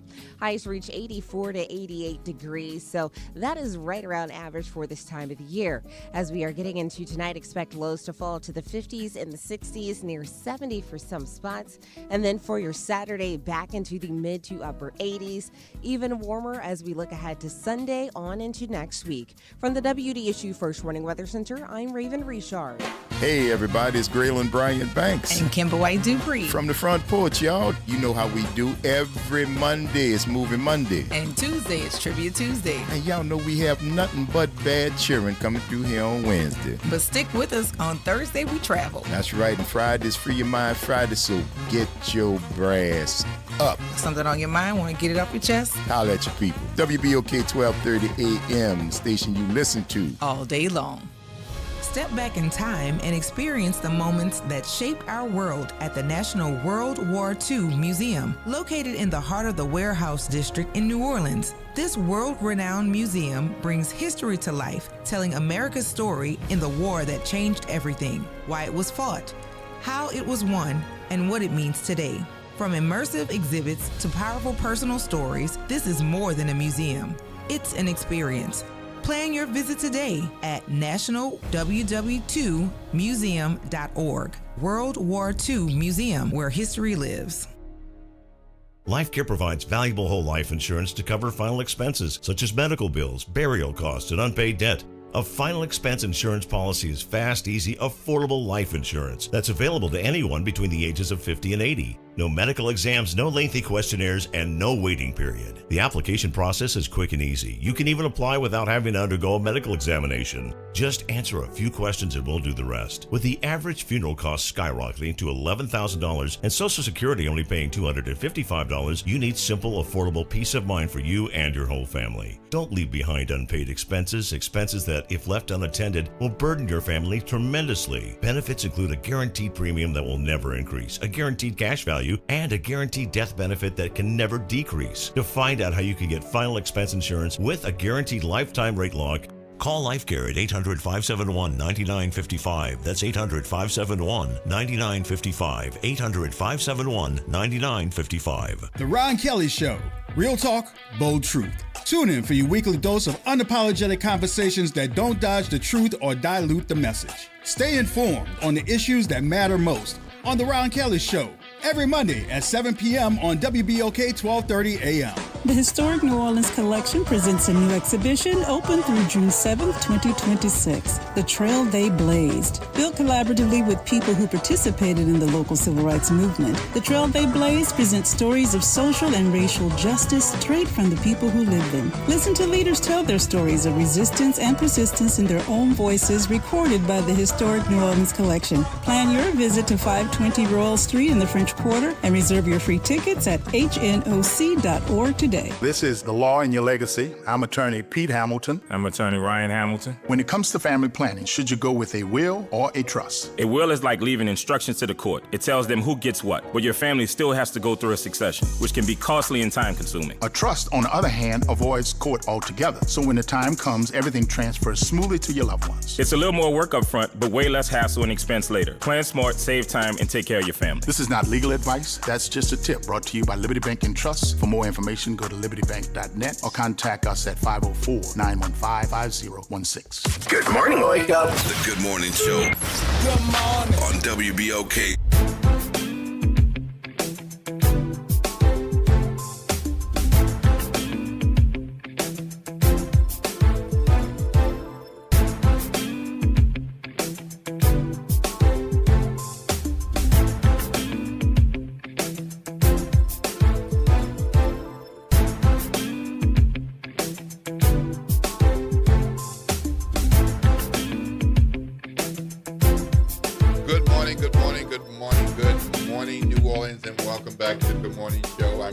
Here with Eddie Francis. It is 8:36 a.m. That means it's school zone speed limit time still. So if you're driving in and near around our schools, please go slow. 20 miles per hour. That's it. Not 23, not 27, and certainly not 41. Officer, I was slowing down, and that's why it's not 20. Nope, they're going to be watching you, and we got to make sure that our babies and our kiddos get to school and get their job taken care of, getting that education. We're going to hop into conversation now with our friends from Liberty Bank, Dr. Angel Burns, back again. Thank you for coming back. And we've got with us Bobby Major, the third. Got that right? The third. Yes. All right. Compliance and BSA officer at Liberty Bank. And we're going to talk today about building a healthy relationship with money. There are all kinds of relationships with personal, professional, and even financial, but this is probably one of the most important ones for those of us who want to, as we say sometimes, be about something. That's right. Well, you're going to have the right kind of relationship. And so thank you, Dr. Burns, for returning, and thank you, Mr. Major, for coming. Good morning. Thank you for having us. So what is a healthy financial relationship? What's a good relationship with money? Well, we want to be in thriving mode, not survival mode. And so that's where you're not thinking about money around the clock, where it's keeping you up at night, and it's really affecting other components of your life. It could be affecting your mental health, your physical health. There are all kinds of ways that if you're stressed out about money, it can really just be detrimental to how you feel and how you perform every day. And so we don't want to live like that, and we don't want anyone else to live like that. So that's what we want to talk about, how to be in thrive mode. And I've learned a lot from working with Bobby. We've been knowing each other since Xavier, class of 91. All yes. right. And so, but it's been exciting working with Bobby professionally and really digging deep into ways to thrive with money. And so he's the expert. So I'm here to learn. You mentioned schooling, so let's go ahead and put it out there. Uh-oh. What high school did you go to? St. Augustine. Oh! Class of 87. Class of 87. Class of 88. Class of 2017. Class of 73. And St. Aug related. My dad, yes. Right. So I don't feel left out. That's right. But Bobby, what is a healthy relationship with money? You got some scenarios, some percentages, and so there's. Which one do you like, and how should we look at this? Well, the first thing, is obviously with budgeting is to do an assessment, so that you're not reacting, you're more proactive. So you're sitting down and whether it's 2 months bank statements or what have you, and just to see where your money is going. And then you know what your income is, what you're bringing in. You want to see what those outflows are, and then you categorize them. And one thing that we like to look at, at Liberty, we have that 50-30-20 rule. 50% needs, 30% wants, 20% savings. Now, based on when you do that assessment, you may not be doing any savings, so that goes out. But you want to look at that assessment first and just see, okay, how can I look at this budget and figure out how can I create more savings? Because at the end of the day, that's what you're investing in yourself.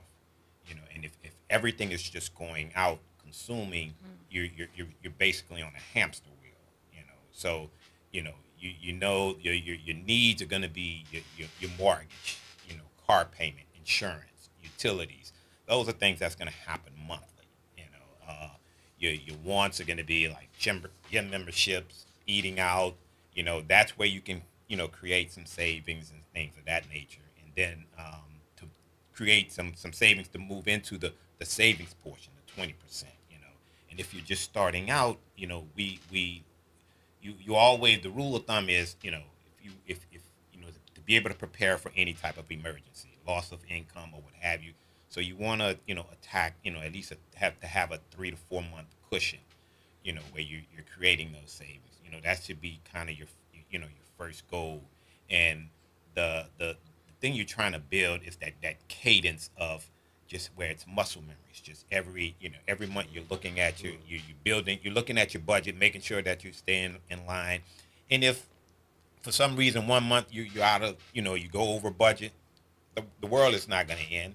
But if you see where it's a pattern, 2 or 3 months, then, if you have a family, then you have to readjust. Okay, guys, why our grocery bill has gone up, $300, $400 or something like that. And that's what you do, So if you can get into the habit of looking at that, then once it's stabilized and you're comfortable, then you can look at putting that money into savings. And that's why, along with that 50-30-20, we like to say, manage, grow, and protect. And when you look at when you do that first assessment and you're looking at it month to month, you're managing your budget, and that's what you want to do. And then once you get to you get into the space where you're able to save, then you're in that growth.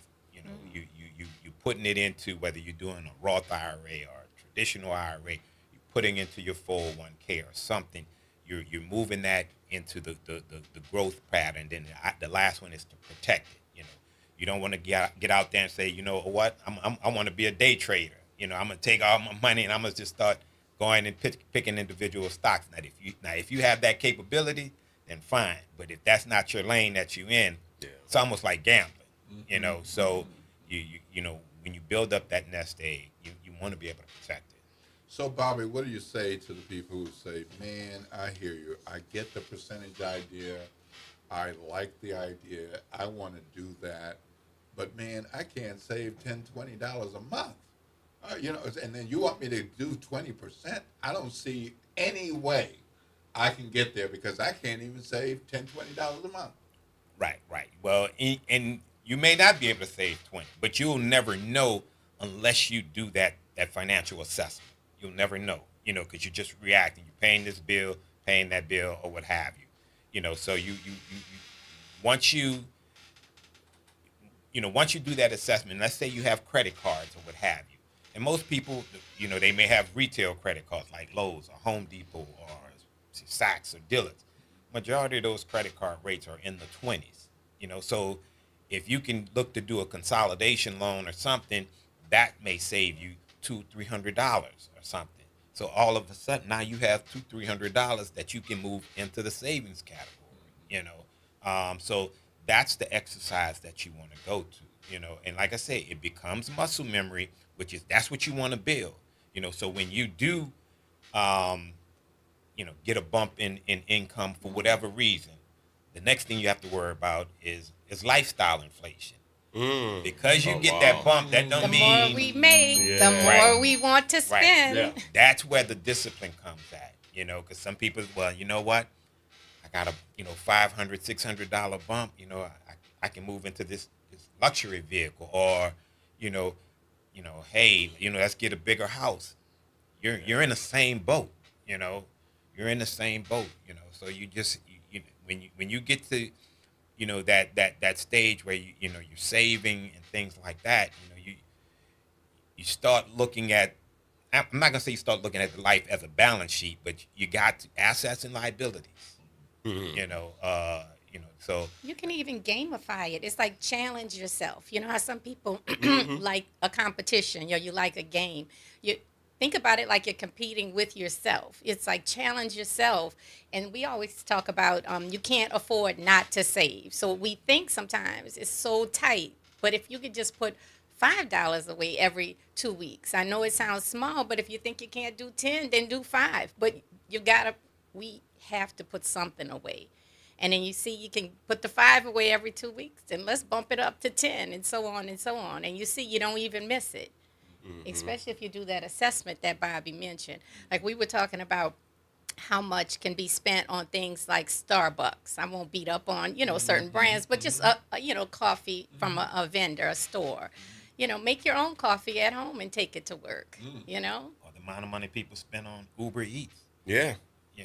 Now there's finance companies that's, buy now, pay later, where you can finance that's just crazy. They make you pay 3 easy payments to pay for dinner. Yes. Right.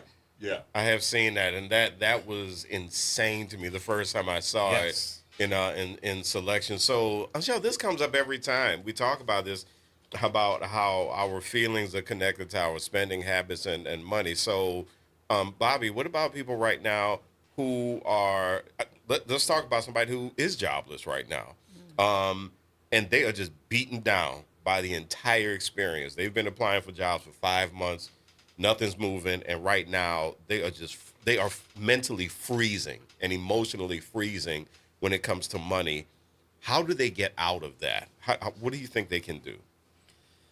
Once again, just see where the outflows are at, and then try and develop a plan to see, once again, if you have high credit cards, but the offset of that is that, if you don't have employment, it's going to be hard to go and get, a loan to do a bill consolidation. So at that point, when you're out of work like that, you have no income, then you may have to contact your creditors and try and work out, some type of plan or what have you, where you can reduce your payments or something. But it's best to reach out to them. Don't just disregard. And I know that's easier said than done. Don't disregard the calls, but it's gonna only get worse, because they're gonna continue to call. They're gonna charge off your account. They're gonna sell it to debt collectors who's gonna start calling and stuff like that. And it's just you're in a downward spiral at that point, and it's just gonna impact your credit. But to your point, hopefully before you get to that point, you have that 3-4 month cushion to give you, so that's why it's not something that's going to happen overnight. There's no quick fix for this. It's a plan. You have to sit down and you have to be disciplined. So you mentioned some big brand stores, and sometimes we go in their stores and we say, I'm just getting a pair of pliers, but then we come out with a basket of stuff. But then sometimes we go in and we buy a big item. A big item is $300, $500, and it's kind of sort of an impulse buy because we've been thinking about it. But today's the day. I'm going to go ahead and do it, and I'm going to whip out this car. But part of what I'm hearing you saying is plan the purchase. Yes. And save for the purchase as opposed to putting it on a cart. Yes. And people like to talk about or speak about, efficiencies and just getting things done, but that's the worst thing for an impulse buyer. if you go into a store, a brand store, or what have you, and you make a large purchase and you put it on a credit card, it's a retail card, so now you most likely it's 25 some percent. And I think when you focus on that budget, whether it's monthly or what have you, you're going to become more disciplined because you're going to see where your money is going. You're going to constantly look at it. I was having a conversation, with someone the other day. Folk in my age bracket or what have you. Before there was debit card, all you had was cash in your pocket. Mm-hmm. So you was constantly reminded when you went in your pocket, okay, this is how much. So you was less likely to spend. But with that debit card, now it's just tap. You don't even have to swipe anymore. It's just tap, or what have you. Mm-hmm. Yeah. So you so you mentioned the word discipline, and people are terrified of that. Some people are they're just terrified of the word. And then you have people who legitimately, like I have ADHD, and so you have people who are just like, oh, I can't do that because my brain just won't. My brain won't cooperate with that. Right. And so, how do people, especially people who are scared, how do they develop the discipline? Especially couples. Like a lot of times, couples have problems because they don't want to talk about money. So how do you establish that discipline?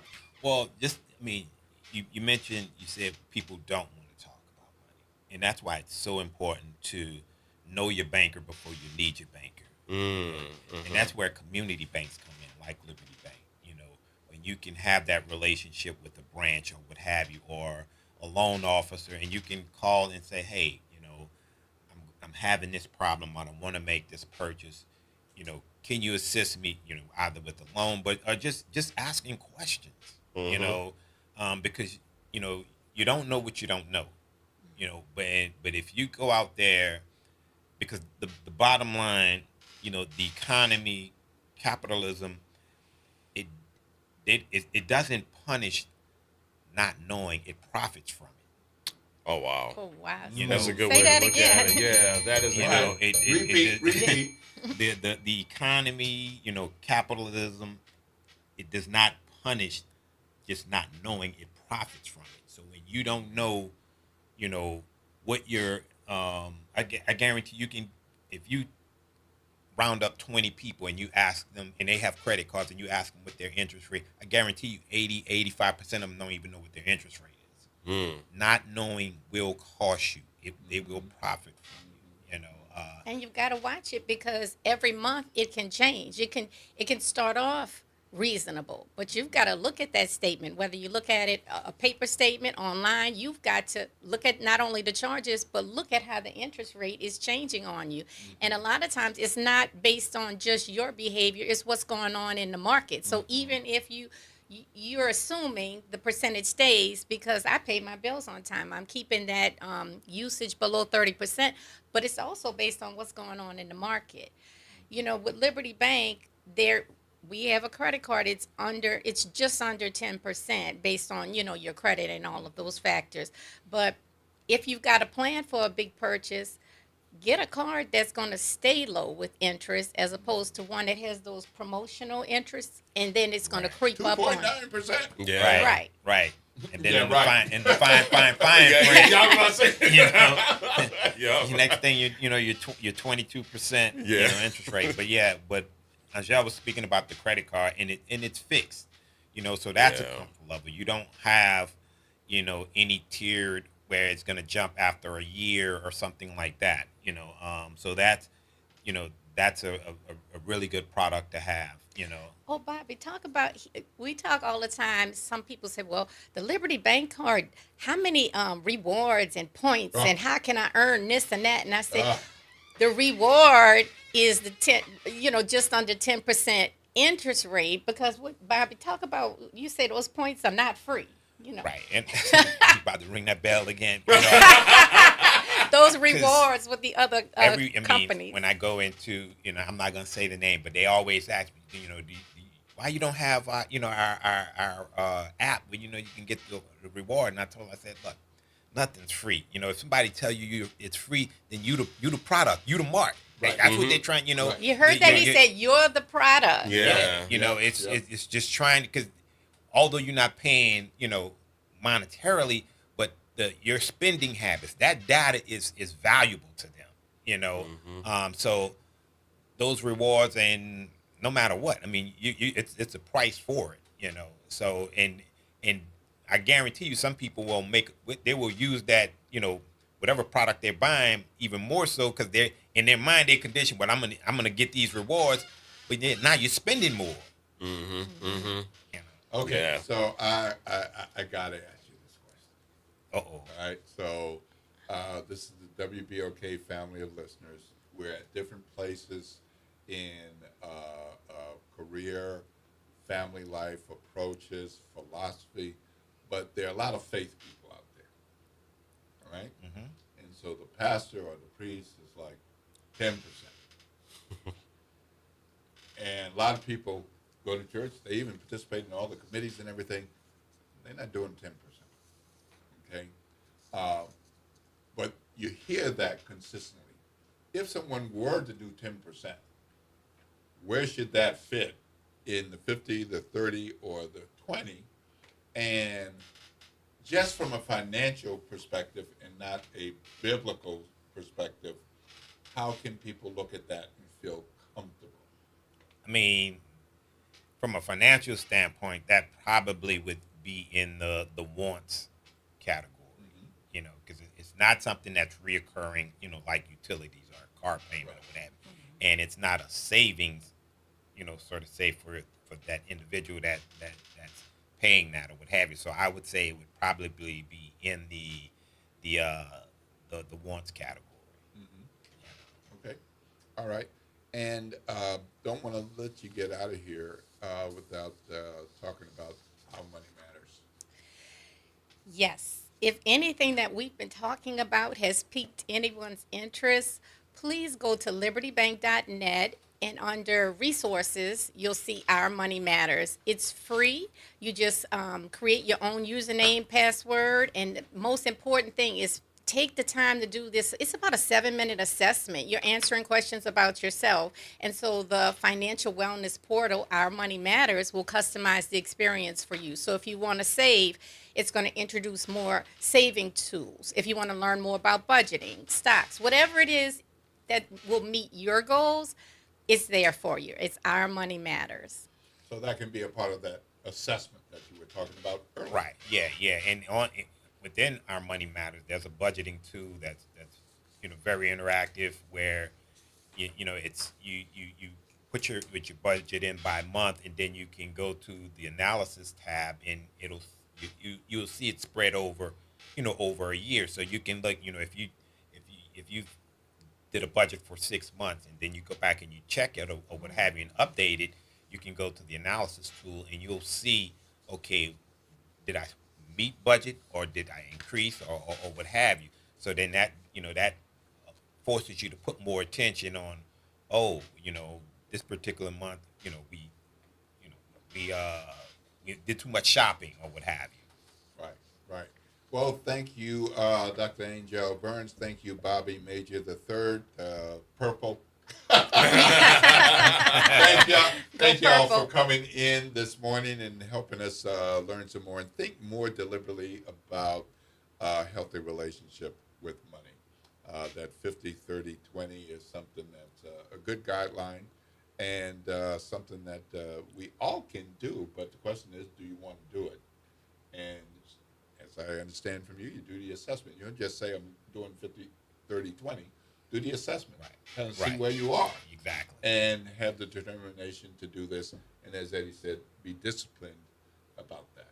So thank you so much. Remember, libertybank.net. And please do look up Money Matters. And you don't have to be a customer to look at how Money Matters. Right? No, it's free to anyone in the community. We'd love for you to become a Liberty Bank customer, but it's free and available to anyone who's interested. All right. Well, we're going to wrap up the Good Morning Show, and coming next will be the Front Porch. And after that, we'll have Tavis Smiley. And then after that is the Reality Check with the G-Man, Gerard Stevens. Don't forget, tomorrow is Election Day, folks, 7 a.m. to 8 p.m. And if you are on the inactive list, that doesn't mean you don't get the vote. It means you should vote and become an active voter so you don't get purged. Just a few months ago, 38,000 people in Orleans Parish on the inactive list. You're not purged. You can vote. If you got an absentee ballot, get it in by 4:30 p.m. today. Go to City Hall. That's the best place to take it.